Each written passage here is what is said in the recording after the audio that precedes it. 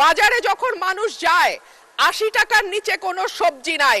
Gas আর বিদ্যুতের ব্যাপারে মানুষ বলে, দুষ্ট লোকে বলে, অবশ্য ভালো লোক না, টুকু আসে টুকু যায়, এই আসে এই যায়, কতক্ষণ থাকে তারা নাকি বুঝতে পারে না। পররাষ্ট্র মন্ত্রণালয়ে যেমন ৩ জন মন্ত্রী আছেন, ৬৪টা জেলায় ৬৪ জন আইন শৃঙ্খলা বিষয়ক স্বরাষ্ট্রমন্ত্রী থাকলে কেবল মন্দ হতো না বাংলাদেশের আইন শৃঙ্খলা পরিস্থিতির এতই ভালো অবস্থা।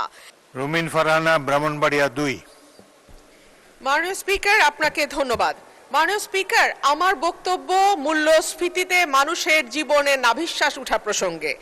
১৮০ দিনের অগ্রাধিকার তালিকার মধ্যে এই সরকারের প্রথম ৩টি কাজের একটি ছিল আইন শৃঙ্খলার উন্নতি, ২ নম্বরে ছিল দ্রব্যমূল্য নিয়ন্ত্রণ এবং ৩ নম্বরে হলো জ্বালানি খাতের নিশ্চয়তা।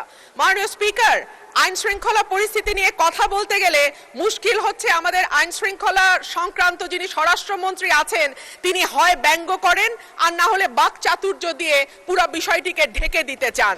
কিন্তু সাধারণ মানুষের সঙ্গে কথা বললে মাননীয় স্পিকার জানা যায় যে বাংলাদেশে পররাষ্ট্র মন্ত্রণালয়ে যেমন ৩ জন মন্ত্রী আছেন, ৬৪টা জেলায় ৬৪ জন আইন শৃঙ্খলা বিষয়ক স্বরাষ্ট্রমন্ত্রী থাকলে কেবল মন্দ হতো না বাংলাদেশের আইন শৃঙ্খলা পরিস্থিতির এতই ভালো অবস্থা। আর মাননীয় স্পিকার, জ্বালানি নিয়ে আর কি বলবো, তেল আর গ্যাস আর বিদ্যুতের ব্যাপারে মানুষ বলে, দুষ্ট লোকে বলে, অবশ্য ভালো লোক না, টুকু আসে টুকু যায়, এই আসে এই যায়, কতক্ষণ থাকে তারা নাকি বুঝতে পারে না।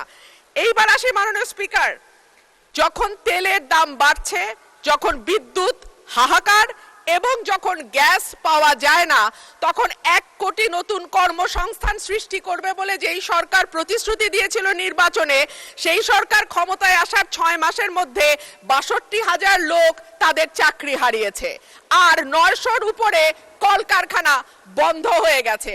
সো নতুন আর কর্মসংস্থান কি তৈরি হবে মাননীয় স্পিকার? যারা আছেন চাকরি করছেন তাদের চাকরি আর কতদিন থাকে আল্লাহ মাবুদে জানে।